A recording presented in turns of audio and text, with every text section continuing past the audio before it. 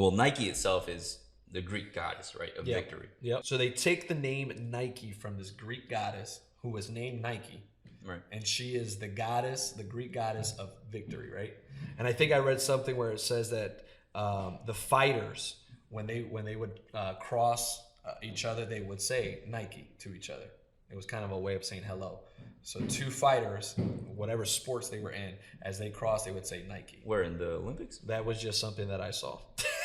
During the Olympics, I forgot what year it was, but the Olympics are held in London, right? And Adidas at the time had sponsorship or endorsed the Olympics at the time, right? So Nike could not put anything in their campaign that said Olympics or anything that said like London, like that specific place.